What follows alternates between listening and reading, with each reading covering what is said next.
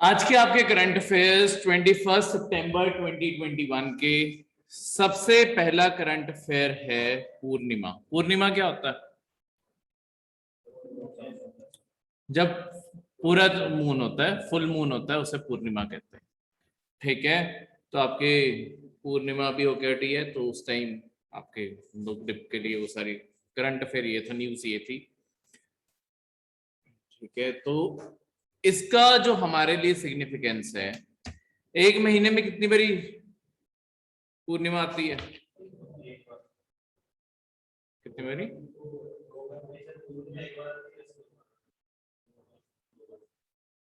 देखो, यूजली एक महीने में एक बारी ही होता है फुल मून।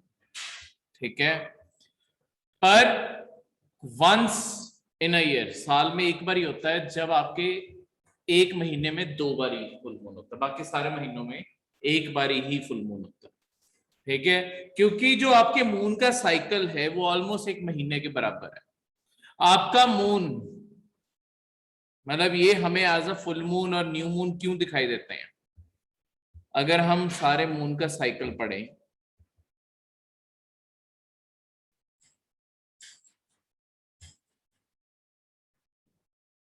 हमें सन की जरूरत है तो सन भी बना ही लेते हैं।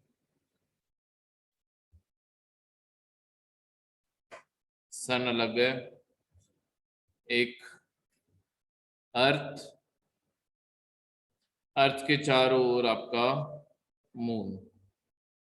देखो, मून की चार साइड्स।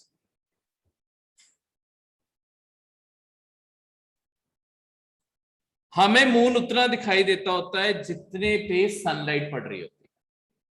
ठीक है, जितने में मतलब सनलाइट पड़ के वो दिखेगी। मतलब ये जो बैक साइड होती है, ऐसा नहीं होता कि पूरा हर टाइम पूरा कवर होता है। ठीक है, तो यहां पे जब आया, इस साइड पे लाइट पड़ रही होगी, पर जो साइड हमें दिख रही है वो डार्कनेस में है ना? तो इसे कहते हैं न्यू मून, जब आपके मून होता ही नहीं है। हिंदी में क्या कहते हैं? अमावस की रात। ठीक है, जब मून होता ही नहीं है, बिल्कुल डार्कनेस होती है। फिर धीरे धीरे आपका मून अपना पूरे साइकिल को आगे फॉरवर्ड करता रहता है, थोड़ा थोड़ा बढ़ने लगता है। एक टाइम आएगा जब हमें हाफ मून एक साइड का दिखाई देगा। ठीक है, और जब दूसरी साइड पहुंच जाता है, दूसरा हमें हाफ दिखाई देता है। ठीक है, तो जिस साइड पे सन होगा उसी साइड के हाथ हिस्सा दिखाई देता है। न्यू मून ऐसे ना समझो कि सॉरी, आपके एक टाइम आएगा जब हमें ये पूरा हिस्सा दिखाई दे रहा होगा, मतलब एज अ राउंड मान के चलो, पूरा हिस्सा दिखाई दे रहा होगा। ये टाइम होता है जब आपका फुल मून, जिसे हम कहते हैं। न्यू मून पे कुछ नहीं होता, फुल मून पे पूरा का पूरा दिखाई देता है। तो ये आपका पूरा का पूरा सर्कल है जिससे हमें ये चीज दिखाई देती है। अब ये जो पूरी की पूरी रेवोल्यूशन है, अर्थ के चारों ओर घूम रहा है ना, मून की यही चीज यूनिक है कि जो इसकी रेवोल्यूशन और रोटेशन है वो ऑलमोस्ट सेम है। रेवोल्यूशन होता है किसी चीज के चारों ओर जाना, रोटेशन होता है एक ही जगह पे गोल गोल घूमना, जैसे वो आपके लाटू घूमते हैं। ठीक है, तो आपके मून ऑलमोस्ट रफली 28 दिनों में अपना ये साइकिल पूरा करता है, जो हमारे एक महीने के बराबर है। तभी साल में एक बारी आपके ऐसा कोई एक महीना आ जाता है जिसमें एक बिल्कुल स्टार्टिंग में, एक बिल्कुल एंड में, कई बारी दो बारी आ जाता है। नहीं तो यूजली एक महीने में एक बारी ही आता है। ठीक है, तो इस तरीके से आपका साइकिल रिपीट होता है। हाँ, हमें मून की सिर्फ एक साइड ही दिखती है, दूसरी साइड दिखती ही नहीं है, क्योंकि वो अल्टीमेटली देखो, ये चीज घूम रही है। अगर मैं मानू ये अर्थ है, इसके चारों ओर घूम रहा है, उसने जो पूरा अपना रोटेशन पूरी करनी है उतने में ही वो रोटेशन पूरी कर रहा है। तो हमारी साइड, ये अर्थ की साइड तो हमेशा यही वाला फेस रहा, घूमते हुए भी अपनी रोटेशन भी तो कर रहा है ना वो। तो अगर वो एक ही जगह रहता, देखो, अगर वो रोटेशन ना कर रहा था, जस्ट एक दूसरा रोटेट ही ना कर रहा था, इस साइड को गया, ये बैक साइड आ गई, फिर इस साइड को आ गई, पर वो साथ साथ ही घूम रहा है, तो वो ऐसे ऐसे ही जा रहा है। तो हमें हर टाइम एक ही मून की साइड दिखाई देती है, दूसरी साइड दिखाई नहीं देती। ठीक है, इस साल कौन सी कंट्री ने फर्दर साइड ऑफ मून पे लैंड किया था? क्या था मिशन का नाम? चाइना ने लॉन्च किया, चाइना ने मून की जो फार्दर साइड यानी कि जो अपोजिट साइड है उस साइड पे लैंड करना ज्यादा मुश्किल है ऑब्वियसली, क्योंकि ये तो अर्थ से सीधा जाके यहीं लैंड करना है, वो अर्थ से इस तरीके से घुमाना है कि यहां जाके लैंड करे, ठीक है, वो चाइना ने किया, ठीक है, मिशन सोच के, पेपर के लिए इंपॉर्टेंट है क्योंकि ये बहुत ही मुश्किल मिशन चाइना ने परफॉर्म किया, ठीक है, तो ये चीज याद रखना।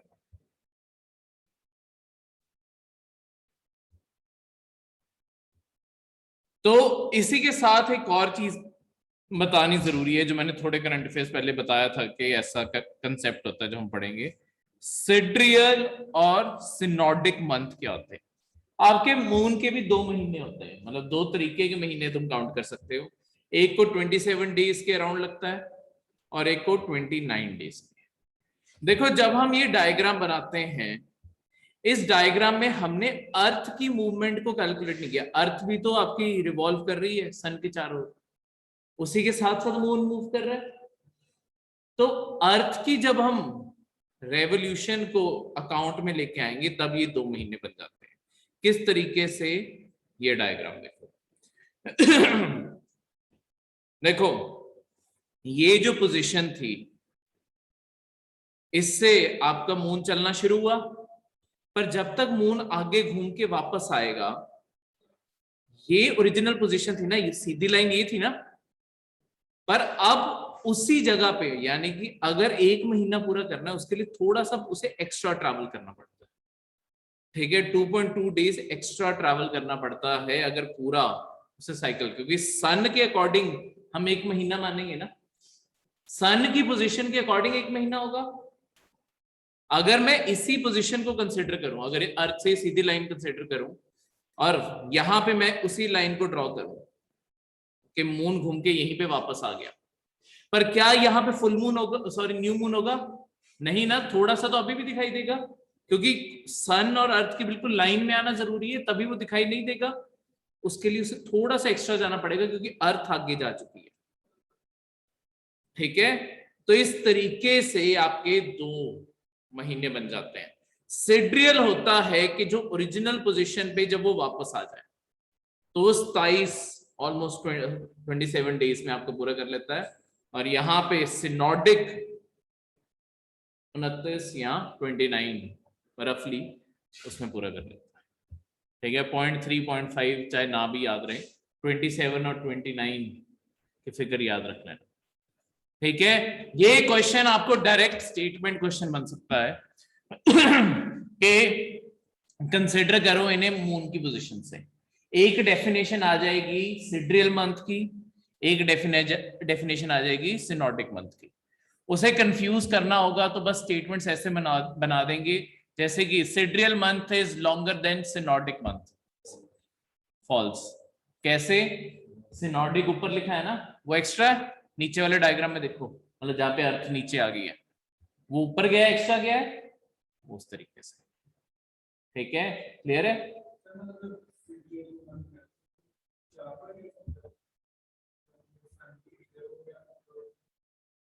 वो है कि आपकी रिस्पेक्टिव पोजीशन आप कहां से काउंट करोगे, आप जहां से भी काउंट करोगे वो आपका सिड्रियल होगा। लेट्स सपोज मैं सिड्रियल ओरिजिनल पोजीशन मैंने ये मानी ना ए, तो अर्थ से मैंने ये सीधी लाइन खींची है तो ये ओरिजिनल पोजीशन मैंने मान ली, तो इसी पोजीशन पे घूम के जब आया वो सिड्रियल हो गया। पर न्यू मून, यहां तो न्यू मून था, ठीक है, मतलब 4 से भी ज्यादा हो सकती है। अब देखो मैं यहां पे इसे सिड्रियल मान लूं, अगली जहां अर्थ पे डायग्राम बनाऊंगा यानी कि ये वाली जो लाइन होगी वो सिड्रियल की बन जाएगी, पर उसे थोड़ा सा और एक्स्ट्रा ट्रैवल करना पड़ेगा यहां तक, वो सिनोडिक हो जाएगा।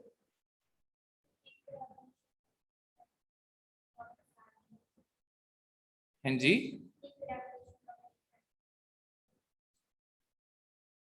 एक रेवोल्यूशन कंप्लीट कर,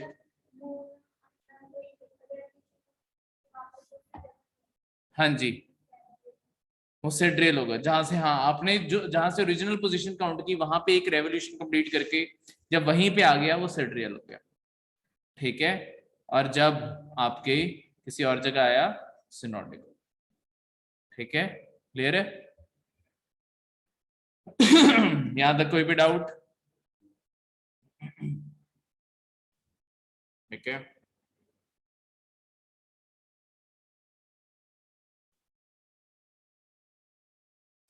नेक्स्ट है टाइड्स। अब टाइड्स क्या होती हैं? किस चीज को टाइड्स कहते हैं? Rise and fall of water level. सिर्फ समुद्र में नहीं होता, ये हर जगह पानी में होता है। आपके पानी का लेवल राइज भी करता है और फॉल भी करता है। उसके राइज और फॉल करने का कारण क्या है? देखो, ऐसा नहीं होता कि एक दिन में कितनी बारी हाई टाइड और लो टाइड आती है? 2 बार। 2 बारी हाई टाइड, 2 बारी लो टाइड। इसका प्रिंसिपल क्या है? देखो, हम ये मानते हैं, हमारी जो एक रॉन्ग परसेप्शन है कि अर्थ की सारी जगह पे ही पानी राइज हो रहा है एक ही टाइम पे और एक ही साइड पे फॉल हो रहा है। देखो, अर्थ की वाटर राइज और फॉल का कारण है सन और मून की ग्रेविटी। चलो, मून कहीं पे भी और सन भी कहीं पे भी। सन और मून की ग्रेविटी, इनकी ग्रेविटी के असर के कारण पानी थोड़ा सा ऊपर उठता है। अब उठने के लिए आपके पानी कैसा हो जाता है? इस तरीके से आपका पानी उठ जाता है दोनों साइड से।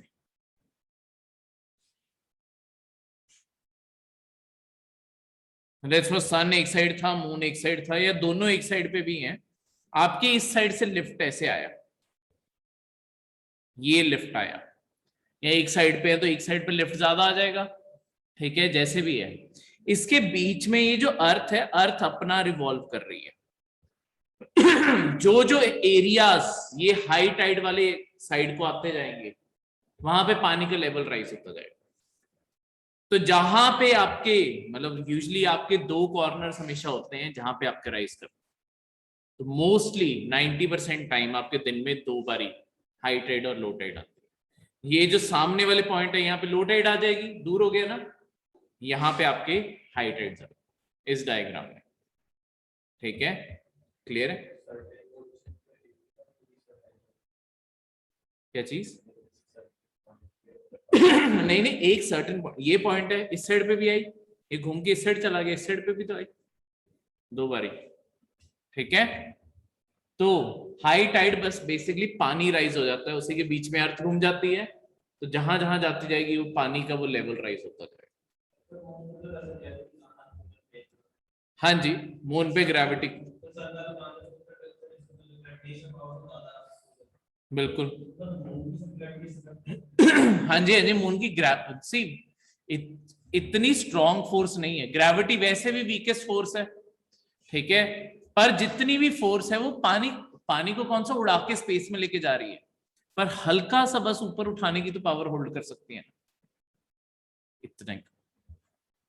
ठीक है, तो यही आपके टाइट। नेक्स्ट जो चीज है उसे कहते हैं स्मॉग। अगला जो करंट अफेयर है आपकी, स्मॉग टावर कनॉट प्लेस में भी लग गया है। ठीक है, मतलब लास्ट महीने लग गया था। ये जो है आपके स्मॉग टावर्स अब इंडिया में जगह जगह लगाए जा रहे हैं। अभी एक्सपेरिमेंटल फेज पे हैं, कैसी कामयाबी आएगी उसके बाद और ज्यादा लगेंगे। ठीक है, तो आपकी जो स्मॉग है, स्मॉग होती क्या है? Mixture of smoke and fog, सबसे बेसिक सेंस में। ठीक है, एक स्मॉग की प्रॉपर्टी और याद रखना, स्मॉग एक ओपेक तो होती है, ऑब्वियसली दिखना बंद हो जाता है ना बिल्कुल ही। दूसरा, स्मॉग की हमेशा कोई ना कोई स्मेल होती है, फॉग की कभी स्मेल नहीं होती, स्मॉग की हमेशा स्मेल होती है। ठीक है, पॉल्यूशन ये एक तरह से गैसेस ही हैं, तो अलग अलग गैसेस, सल्फर, नाइट्रोजन, ये जो गैसेस है इनकी अपनी अपनी ऑर्डर है कोई, वो जो इनकी बदबू है वो उसके अंदर भी आ जाती है। ठीक है, अब आपकी स्मॉग दोनों टाइम पे बनती है, समर्स में भी और विंटर्स में। समर्स में स्मॉग बनने का क्या कारण था? जिसे हम कहते थे फोटोकेमिकल स्मॉग। हाँ जी, फोटोकेमिकल स्मॉग क्या होती थी? क्या चीज? वो तो विंटर में हो रहा था, ज्यादा ठंडा होने का।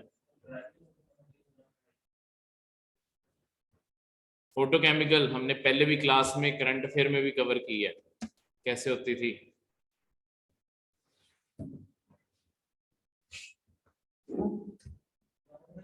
विंटर वाली कैसे बनती है?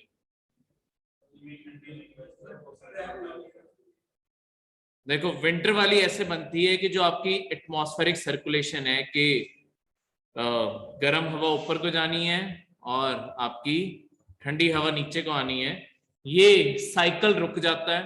ये साइकिल कैसे रुक जाता है? क्योंकि आपके नीचे वाले एरिया में अगर ठंडी हवा विंटर्स में इकट्ठी हो जाती है, उसके कारण गर्म हवा ऊपर जाने के लिए बची नहीं, ठीक है, और ठंडी हवा नीचे नहीं आ पाएगी क्योंकि ऑलरेडी नीचे ठंडी हवा है। तो आपके ये जो नीचे ठंडी हवा है इसने सर्कुलेशन रोक दी, तो यहीं पे आपका पोल्यूशन भी इकट्ठा होने लग जाता है। और क्योंकि विंटर्स में आपके हवा में मॉइस्चर भी है, तो अपने आप उससे इंटरेक्ट करता है और स्मॉग बना देता है। समर्स में क्या होता है? समर्स में ओजोन गैस का बहुत बड़ा रोल है। ओजोन गैस, नाइट्रोजन गैस, ये जो गैसेस हैं ये बहुत बड़ा रोल प्ले करते हैं। नाइट्रोजन ऑक्साइड्स हो गए, NOx, ठीक है, सारे के सारे ऑक्साइड्स, डाइऑक्साइड, ऑक्साइड, ठीक है। तो आपके जितने भी ऑक्साइड्स हैं नाइट्रोजन के, ओजोन गैस जो है, ओजोन गैस कई बार गर्मियों में जब आपके नीचे वाली सरफेस पे इकट्ठी होनी शुरू हो जाती है, गर्मी में क्या होता है, आपकी ऑक्सीजन के 3 मॉलिक्यूल्स जुड़ के आपस में रहने लग जाते हैं।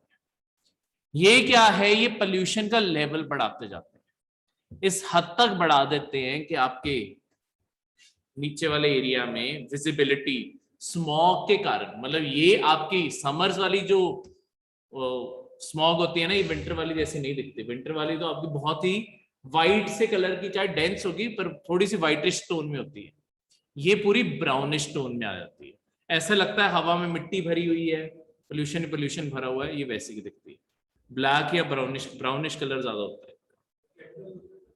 हाँ, वही नाइट्रोजन, ये केमिकल्स इकट्ठे हो गए, ठीक है, ओजोन ने इसे बेस दे दिया और गर्मी के कारण ये गैसेस यहीं पे इकट्ठी होती जा रही है, ठीक है, यहीं पे रिएक्शन हो रहे हैं ना। फोटोकेमिकल इसे तभी कहते हैं कि गर्मी में रिएक्ट करके ये आपस में जुड़ती जा रही है, ठीक है, और यहीं रह जाती है क्योंकि भारी हो जाएंगी, भारी होने के कारण ये ऊपर वैसे नहीं जा पाते, ठीक है। तो ये तब तक नहीं सेटल होती जब तक बारिश ना आ जाए, क्योंकि बारिश से केमिकल सेट हो जाएंगे, फिर जाके क्लीन करवा सकते हैं। पर आर्टिफिशियल रेन करवाने के लिए सबसे इंपॉर्टेंट चीज क्या है? आर्टिफिशियल रेन अगर करवानी है, आर्टिफिशियल रेन को कहते हैं, जो टेक्नोलॉजी यूज होती है उसे कहते हैं क्लाउड सीडिंग।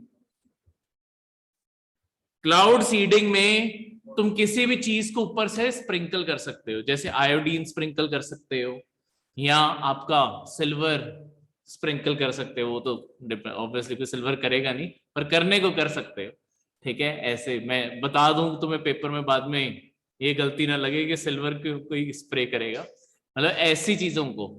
अब आयोडीन या इन चीजों को क्यों स्प्रिंकल किया जाता है? देखो, आपके कभी भी जो पानी में, जो हवा में जो वाटर वेपर्स है ना, उनसे वाटर ड्रॉपलेट बनने के लिए ना हमेशा एक सेंटर में कोई मॉलिक्यूल चाहिए जिसके आसपास पानी इकट्ठा हो पाएगा। तो हम आयोडीन इसलिए रिलीज कर देते हैं कि जितने भी हवा में वाटर वेपर्स हैं उसके आसपास वो बूंदे बनाने लग जाएंगे। ये बूंदे बनेंगी, यही तो फिर बादल का रूप लेने लग जाएंगे और फिर बारिश होगी, ठीक है। तो ये जो रूप लेना है उसके लिए एक सेंटर का मॉलिक्यूल देना जरूरी है। पर इसे क्लाउड सीडिंग इसलिए कहते हैं क्योंकि हम क्लाउड्स बनाने के लिए में एक इंग्रेडिएंट दे रहे हैं, पर ये हर जगह नहीं हो पाती, क्योंकि जहां मॉइस्चर होगा वहीं पे तुम सीडिंग कर पाओगे।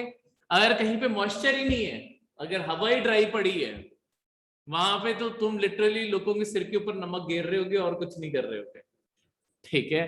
तो इस कारण ये देखना पड़ता है। पर आपके यूजुअली आपके वाटर वेपर्स इकट्ठे हो ही जाते हैं हर जगह, बहुत रेयर जगहें हैं जहाँ पे आपके वाटर मॉलिक्यूल्स नहीं इकट्ठे होते, तो वहां पे तो नहीं हो सकती। बाकी सारी जगहों पे आर्टिफिशियल रेन इसलिए करवा दी जाती है क्योंकि इससे आप साफ सफाई कर सकते हैं। ठीक है, तो इस तरीके से आपकी समर्स की स्मॉग को किया जा सकता है। और विंटर की स्मॉग के लिए हम तभी स्मॉग टावर बना रहे हैं। विंटर की ये टावर्स करेंगे क्या, ये जो आपके एटमॉस्फेरिक सर्कुलेशन है यहाँ से, क्योंकि हवा को खींचेंगे और ऊपर को धक्का मारेंगे ना, तो इसी से ही हवा जो ऊपर जाएगी, ठीक है, वो जो आपका ऊपर सारा क्लाउड बन गया था, हवा की मतलब लेयर्स बन गई थी, वो लेयर्स को तोड़ेगी। वो लेयर अगर टूट जाती है तो आपके अपने आप नेचुरल सर्कुलेशन चल पड़ेगी। तो सर्कुलेशन चल पड़ी, धुआं अपने आप चला जाएगा। हमारे जो हर साल दिल्ली में इतना पोल्यूशन हो जाता है उसका मेन कारण ही ये, ठीक है, इस चीज से। क्लियर है? कोई भी डाउट?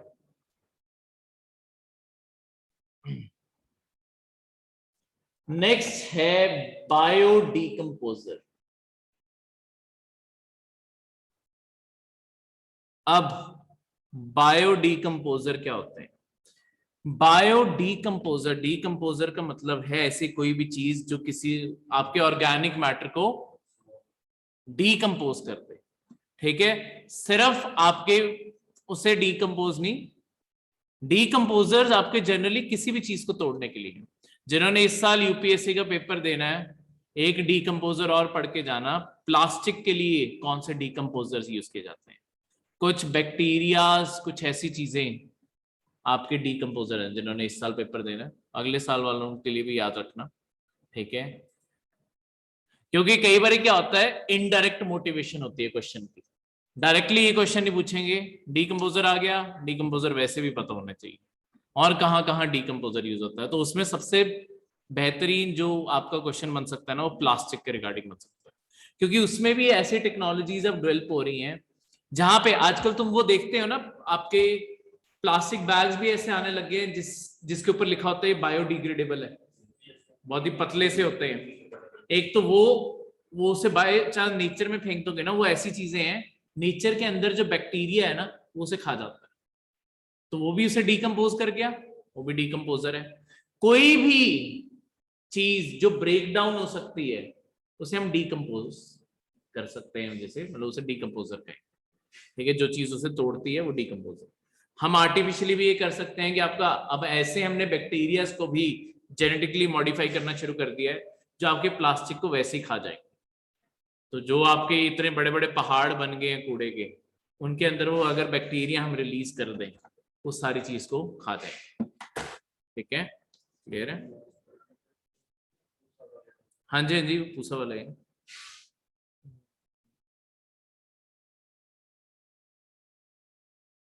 हाँ जी शिखा, ये आपकी वो बर्निंग वाला मतलब बायोडिकम्पोजर, मैं आपको जनरल पहले डिकम्पोजर बता रहा था। अब ये जो डिकम्पोजर है ये आपकी आगे आने वाली जो पैडी क्रॉप है, मतलब हाँ ये वाला, ठीक है, अच्छा ठीक है। आपके डिकम्पोजर आपकी पूसा इंस्टीट्यूट ने बनाया है। इसका क्या काम होगा, जो आपका पैडी है, जब हम पैडी को सारी हार्वेस्ट कर लेते हैं, पीछे सिर्फ उसका स्ट्रॉ, उसका वेस्ट रह जाता है, ये सारे खेत के ऊपर स्प्रे कर दिया जाएगा। जब ये सारे खेत के ऊपर स्प्रे होगा, वो जितना भी स्ट्रॉ है वो सारा का सारा ब्रेक डाउन होके सॉइल का ही हिस्सा बन जाए। और इसके जो टेस्टिंग है, इससे आपकी सॉइल न्यूट्रिएंट्स भी बेटर हो जाते हैं, तो ये सॉइल के लिए भी अच्छा है। सॉइल के अंदर रहने वाले जो फ्रेंडली इंसेक्ट्स हैं, जैसे कि अर्थवॉर्म ही हो गया, देखो होता क्या है, हम एक बहुत बड़ा एक चीज मानी जाती है, देखो दो ऐसे जानवर हैं जिनकी एक्चुअली हम कोई कदर नहीं डालते, पर अगर वो खत्म हो गए दुनिया से तो इंसान अगले 5 से 6 साल में खत्म हो जाए। वो है एक तो आपकी अर्थवॉर्म और एक है आपकी जो मधुमक्खियां जिन्हें हम कहते हैं बीज। ये तो ऐसे जानवर है, अगर ये दुनिया से खत्म हो गए 5-7 साल में इंसान भी खत्म है, क्योंकि सारी नेचर को अल्टीमेटली चलाने वालों में से बहुत ही इंपॉर्टेंट रोल प्ले करने वाले वो। और अर्थवॉर्म तो ऐसी चीज है जो लगातार एग्रीकल्चर में बहुत हेल्प करते हैं, क्योंकि किसी भी प्लांट को ग्रो करने के लिए नीचे रूट्स अपनी फैलानी जरूरी है, रूट्स तभी फैलेंगी जब आपके नीचे सॉइल सॉफ्ट होगी और वो रूट उसे तोड़ पाएगी। तो हम एक बार तो ट्रैक्टर से सॉफ्ट कर देते हैं, पर बाद में पानी दे दे के इसे हार्ड ही हो जाना है, तो पूरा सीजन कैसे निकाल लेगी ये? आपके अंदर अर्थवर्म अगर होंगे, अर्थवर्म लगातार ट्रैवल करते रहते हैं अर्थ के अंदर, ठीक है, वो क्या करते हैं, लगातार सॉइल को तोड़ते रहते हैं अंदर, तो सॉइल सारा टाइम सॉफ्ट रहती है, तो आपके प्लांट्स भी ज्यादा बेटर ग्रो करते हैं जहां पे अर्थवर्म, ठीक है।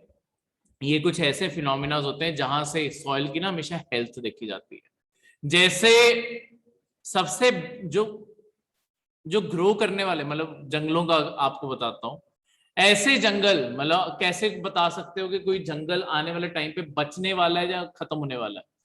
उसके लिए देखा जाता है टर्माइट, जो आपकी दीमक होती है ना, उसे देखा जाता है। जिस जंगल में जितनी दीमक लगी हुई है ना, वो जंगल उतना अच्छा है, ठीक है। लिटरली दीमक अपने पहाड़, मिट्टी की ना पहाड़ बना लेती है जंगलों के अंदर ही। उसका मेन पर्पस ये होता है कि अगर पुरानी चीजों को तोड़ेंगे, वही अगर वो पूरे के पूरे एक प्लांट को खा गई हैं, मतलब पूरे ट्री को खा गई हैं, एक टाइम पे ट्री कोलैप्स कर जाएगा, वो जगह खाली होगी, प्लस वो ट्री का सारा मिक्सचर गया तो सॉइल के अंदर ही है, तो उन्होंने न्यूट्रिएंट अपने आप तैयार कर दिए। उसके बाद वहां से और उसी टाइप के पेड़ और निकल आएंगे। तो जंगल का अपने आप को चलाने का तरीका है, इसीलिए जहां पे जंगल कटते हैं और शहर बनने लगते हैं, उन शहरों में तभी भी टर्माइट की इतनी प्रॉब्लम है। जैसे चंडीगढ़ ही लगा लो, बहुत ज्यादा टर्माइट की प्रॉब्लम है। वो इसीलिए क्योंकि यहाँ पे किस टाइम पे जंगल था, और यहाँ पे इसलिए अभी भी ग्रीनरी बनी हुई है क्योंकि टर्माइट्स हैं, ठीक है। कुछ सालों में छोड़ के चले जाएंगे तो ग्रीनरी डिक्लाइन करने लग जाएगी, और 50 साल में वो जगह मूव कर जाते हैं जब शहर पर, फिर घर का फर्नीचर बचा रहेगा, ठीक है। तो ये जो बायोडिकम्पोजर जैसे मैंने बताया, ये सारे के सारे ये पैडी के लिए यूज किया जा रहा है, ताकि फिर किसानों को जलाने की जरूरत नहीं पड़ेगी, उनकी अपनी लंग्स नहीं खराब होंगी और पोल्यूशन भी नहीं होगा, ठीक है। तो दिल्ली गवर्नमेंट तो इसे फ्री में बांटने लगी है अपने सारे जितने उनके अंडर एग्रीकल्चरल लैंड पड़ता है। अब बाकी देखो पंजाब हरियाणा क्या करते हैं, करना तो उन्हें भी चाहिए कि फ्री में बांटे। हाँ दिल्ली में खेत हैं, दिल्ली में गांव बहुत सारे हैं, ठीक है। दिल्ली में सारा दिल्ली नहीं है, पर दिल्ली में है, खेत भी हैं, दिल्ली के अंदर बहुत सारे गांव भी हैं, विलेज पंचायत, विलेज के इलेक्शंस होते हैं, ठीक है। वहां पे पंचायत के तीनों टीयर एग्जिस्ट करते हैं दिल्ली में। नेक्स्ट है नीलगिरी बायोस्फीयर रिजर्व। नीलगिरी कहां पड़ता है? 3 स्टेट्स में, आपके कर्नाटका, केरला और तमिलनाडु, ये तीनों के बीच में आपके नीलगिरी का बायोस्फीयर रिजर्व है। इसके अंदर बहुत सारे national park, wild life sanctuaries और बहुत सारे फीचर है, तो आपको ये अच्छे से पढ़ना होता है, इसी कारण ये रहा मैप इसका, ठीक है। मैंने यहाँ पे सारा का सारा मैप ही दे दिया, ताकि आप कोई भी नेशनल पार्क बार बार पढ़ोगे तो यहाँ से आप बार बार देख भी लो, ठीक है। जैसे बंदीपुर नेशनल पार्क, मुद्दुमलाई, ठीक है, नीलगिरी का ये नॉर्थ आ गया वैसे, इसके अलावा राजीव गांधी, वयनाड, ठीक है, तो ये साइलेंट वैली ये घूम रहा, ठीक है, मूर्थी, ठीक है। शोल, शोल क्या होते हैं? ये ना साउथ में आप, बिल्कुल, ये ना साउथ इंडिया में आप ये वर्ड जब हम वो करेंगे ना एनवायरमेंट, ये शोल वर्ड जरूर पढ़ोगे। ये देखो यहाँ पे भी शोल है, शोल का मतलब होता है ये ग्रास लैंड है, साउथ इंडिया में इनके लिए वर्ड यूज होता है शोल, ठीक है। ग्रासलैंड ऐसा इकोसिस्टम होता है, कैसा? पेड़ होते हैं यहाँ पे बहुत कम, बहुत ही डिस्टेंट पे कोई एक आधा पेड़ होगा, ज्यादातर ये सिर्फ एब्सेंट होते हैं यहाँ पे पेड़ ज्यादातर, ठीक है। कोई डिस्टेंस पे एक आधा पेड़ होगा, ज्यादातर सिर्फ ग्रासेस की हाइट की चीजें होंगी, बुशेज होंगे, ग्रासेस होंगे, बस ऐसी चीजें होती है, ठीक है। तो उनके लिए वहां पे साउथ इंडिया में शोर। तो आपको कभी भी देखो ये डायग्राम, ये मैप आपने ध्यान से पढ़ना है, आपको कोई भी क्वेश्चन कहीं पे भी आता है, देखो जैसे ये बंदीपुर, इन सबसे कावेरी बहुत ऊपर रह जाती है, ठीक है, पर आपकी जो रंगत थीथू बर्ड सेंचुरी है वो यहाँ पड़ती है, मैसूर से कावेरी थोड़ी दूर पड़ती है, ठीक है, शहर से नहीं निकलती, ठीक है, कावेरी वाइल्ड लाइफ सेंचुरी ये रही, ठीक है। WLS वाइल्ड लाइफ सेंचुरीज आपने पढ़नी है और NP नेशनल पार्क्स आपने पढ़ने हैं, बाकी आप छोड़ देना, ठीक है। पर इसी से आपको सारा का सारा ये चीज पता चल जाती है। क्लियर है? इस मैप को अच्छे से रीड कर लेना, कहीं पे भी कोई भी क्वेश्चन आता है। इसके अलावा पेपर के लिए जितने बाकी बायोस्फीयर रिजर्व्स हैं उनके भी, उनका नाम लिखना, उनके मैप्स खोलना या गूगल इमेजेस खोलना, उनका पूरा मैप होगा, उसे भी अच्छे से पढ़ लेना, ठीक है। क्लियर है? जिनका अगले साल भी पेपर है, चल बहुत दूर है, जिनका अगले साल भी पेपर है उन्होंने भी चीजों के ऊपर ध्यान रखना है कि आपकी सारे बायोस्फीयर रिजर्व जो हैं हमारे इंडिया के, बायोस्फीयर रिजर्व्स के मैप्स अच्छे से देखना, ठीक है, ये बहुत इंपॉर्टेंट है। अब यही सारे मतलब यही चीजों को यहाँ पे लिखा हुआ है कि इसके साइड साइड पे क्या पड़ता है, साइलेंट वैली, यही बंदीपुर, ये सब कुछ यहाँ पे लिखा हुआ है, ठीक है। वही चीज सबसे ज्यादा जो नीलगिरी आपका ये जो पूरा रिजर्व है, वो कौन सी स्टेट में सबसे बड़ा नीलगिरी बायोस्फीयर रिजर्व किसमें सबसे ज्यादा पड़ता है? तमिलनाडु में, उसके बाद कर्नाटका और सबसे कम केरला। पर अगर आप देखोगे कर्नाटका और केरला में कुछ ज्यादा बड़ा फर्क नहीं है। हैं जी, कंफर्म कर लेना, ठीक है। लार्जेस्ट प्रोटेक्टेड फॉरेस्ट एरिया तो है, ठीक है, पर ये बायोस्फीयर रिजर्व वो साइज में तुम्हें ये साइज देखना पड़ेगा, ठीक है, इसे कंपेयर कर लेना। यहाँ पे बारिश 500 mm से लेके 7000 mm तक होती है, यानी कि 7000 mm का मतलब है यहाँ पे ट्रॉपिकल रेन फॉरेस्ट भी होंगे और मतलब सारे ट्रॉपिकल पेड़ यहाँ पे एग्जिस्ट करते हैं इस पूरे एरिया में, तो बारिश अच्छी होती है, अच्छे पेड़ों की क्वांटिटी एग्जिस्ट करती है, ठीक है। यहाँ पे साउथ इंडिया में ये सारे एरिया में, तो ये एरियाज है ना, ये देखो ये बीच में लाइनें, यहाँ पे ना हल्की हल्की लाइनें बनी हुई है, स्टेट की बाउंड्रीज है, ठीक है। तो ये बाउंड्रीज को भी देख लेना यहाँ पे, क्लियर है? ये ठीक है, तो ये सारी बाउंड्रीज भी यहाँ पे बनी हुई हैं। तो इसके बाद जो अगली चीज, ये सारी जब आप चीजें देख रहे होगे, एक चीज और याद रखना जो लास्ट ईयर जैसे क्वेश्चन आ गया था, देखो एक ना हमारे नेशनल पार्क्स के अंदर वैसे किसी ह्यूमन को रहना अलाउड नहीं है, पर इंडिया के जो शेड्यूल्ड ट्राइब्स है ना, ऐसा नहीं है कि सारे के सारे नेशनल पार्क से आपके ट्राइबल्स हट चुके हैं, हमने रहने दिया है जो वहां पे रहते थे, ठीक है। लॉन्ग टर्म में हम उनके साथ बल्कि कोलैबोरेट करने की कोशिश कर रहे हैं। तो लास्ट ईयर बस ये स्टेटमेंट आ गई थी, एक बहुत ही प्रैक्टिकल चीज है, तुम्हारे ज्यादातर नेशनल पार्क बहुत ही डेंस फॉरेस्ट के एरिया में बनाए गए हैं, तुम्हारे ट्राइबल्स भी ऐसे ही डेंस फॉरेस्ट एरिया में रहते हैं। लास्ट ईयर जो स्टेटमेंट आई थी एक कॉमन सेंस लगा के क्वेश्चन आई थी, no person lives inside any national park. इसमें मैं तुम्हें एक तो चीज ये बताई हुई है, एनी वाली ये जो स्टेटमेंट्स हैं इनसे तो वैसे ही बच के रहो, ठीक है, ये ज्यादातर गलत ही होती हैं, पर वैसे भी ये तो बहुत ही ज्यादा रियलिस्टिक स्टेटमेंट होगी कि हमने अपना एक्ट पूरा कर दिया कि कोई भी नहीं है अंदर, हम कह रहे हैं कि एक बंदा तक नहीं है अंदर, ये तो अपने आप में बहुत ही ज्यादा रियलिस्टिक अनरियलिस्टिक स्टेटमेंट है, ठीक है। रियलिटी में ऐसा पॉसिबल नहीं है।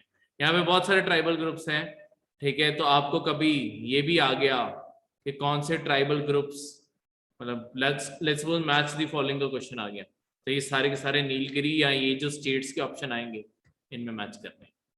जैसे इरुल्ला बहुत फेमस है, मैंने पहले इनके बारे क्लास में बताया, जिन्हें नहीं बताया, इरुल्लास बहुत फेमस हैं, ये ना स्नेक कैचिंग ट्राइब है, ये इतने फेमस हैं और ये मिलियनियर्स हैं ये, ठीक है। कैसे बने ये मिलियनियर्स?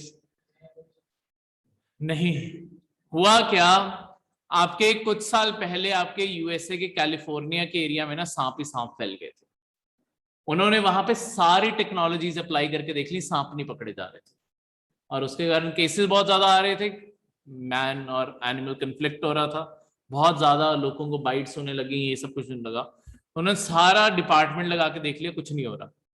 अब वहां पे जो इंडियंस रहते हैं वैसे किसी साउथ इंडियन ने उन्हें सजेस्ट किया कि सर हमारे वहां पे एक ट्राइब है एरुल्ला, वो सेम सांप पकड़ने में ना माहिर है, उन्हें बुला के देखो। अब अमेरिका की सरकार वैसे ही परेशान थी, उनका ये भी आजमा के देख लेते हैं। उन्होंने इनके लोगों को कॉन्टैक्ट किया, इंडियन गवर्नमेंट को कॉन्टैक्ट किया, उनके थ्रू इन्हें कॉन्टैक्ट किया कि इन्हें यहां लाया जाए। अगलों के लिए प्लेन गया, प्लेन इन्हें लेके वहां गया। इन्होंने महीने के अंदर अंदर ही सारे सांप पकड़ दिए। तो उसके रिवॉर्ड में इन्हें मिलियंस ऑफ डॉलर्स मिले थे अमेरिका की सरकार से, ठीक है, क्योंकि जो चीजें टेक्नोलॉजी नहीं कर पाई, इनकी जो ट्रेडिशनल नॉलेज है वो कर गई। महीने के अंदर अंदर सारे सांप पकड़ दिए, ऐसे भी सांप जो उन्हें पता भी नहीं थे कि है भी, उनके काउंट में भी नहीं थे, वो भी पकड़ दिए। तो अगलों की माहिरता है, जंगल में रह के अगलों को इतने ज्यादा माहिर हुए हैं, उन्हें पता है कि सांप कैसे पकड़ने। तो ये सारी चीजें। अब अगला है जीएसटी रेट का एक क्वेश्चन आया है। अभी के लिए एक चीज को रोक लगा दी गई है आपके, हाँ पेट्रोल क्या नहीं, पेट्रोल नहीं, एक और चीज। पेट्रोल तो चलो मना ही हो गया, बाकी जो है उनकी बात करें। अच्छा, जो आपके पर्सनल कॉस्मेटिक प्रोडक्ट्स हैं, जो आपके पर्सनल केयर प्रोडक्ट्स हैं, चाहे फेस वॉश हो कुछ भी हो, ठीक है, उस पे कितना % जीएसटी लगता है? 18% जीएसटी, उनके ऊपर 18% जीएसटी।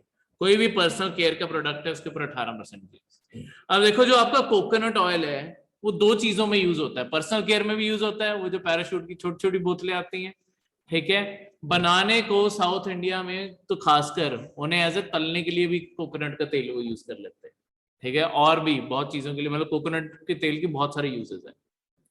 तो पर्सनल केयर की अब क्या है कि आपकी जीएसटी काउंसिल ने ना दो अलग अलग रेट, अभी के लिए इस पे रोक लगा दी गई है, पर आपके जीएसटी काउंसिल ने आपके कोकोनट ऑयल को दो हिस्सों में बांटने का फैसला कर लिया था कि जो 1 लीटर से कम की पैकिंग है, 1 लीटर या 1 लीटर से कम की पैकिंग है, उसके ऊपर 18% जीएसटी लगेगा।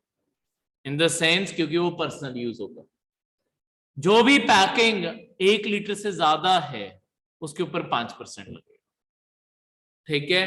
पर इसी से चलते हुए आपके बहुत सारे कंफ्यूजन फैली हुई है, क्योंकि तुम एक प्रोडक्ट के ऊपर 2 जीएसटी लगा रहे, ठीक है। तो आपके इस चीज के कारण जो बाकी देखो, बाकी एडिबल ऑयल्स के ऊपर जितने भी आप ये रिफाइंड ऑयल्स हैं आपके, उनके ऊपर 5% जीएसटी है। तो कोकोनट ऑयल को एक अलग तरीके से डील किया जा रहा है, चाहे आप कोई भी ऑयल लो, मस्टर्ड लो, सनफ्लावर लो, ये सारे के सारे 5% जीएसटी में आते हैं। सिर्फ कोकोनट ऐसा ऑयल होने वाला था जिसके 2 अलग अलग जीएसटी होते हैं, ठीक है। तो इस कारण लोगों को इश्यू था और अभी के लिए इसे रोक दिया गया है, ठीक है, क्लियर है। तो ये चीज, इसमें कोई भी डाउट? हाँ जी, नहीं नहीं, जीएसटी काउंसिल का तो फाइनल है, जीएसटी काउंसिल ही तो बैठे हैं सारे, सारे फाइनेंस मिनिस्टर से लेके सब वही तो बैठे हैं।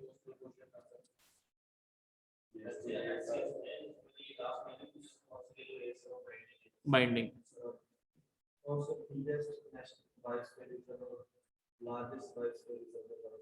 क्या चीज, कहाँ पे किस चीज के सेंस में लिखा हुआ? हाँ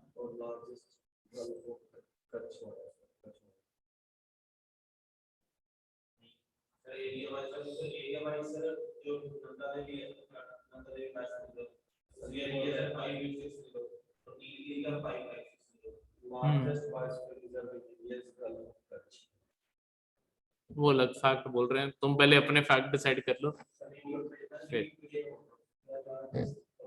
इनमें कोई डाउट पहले?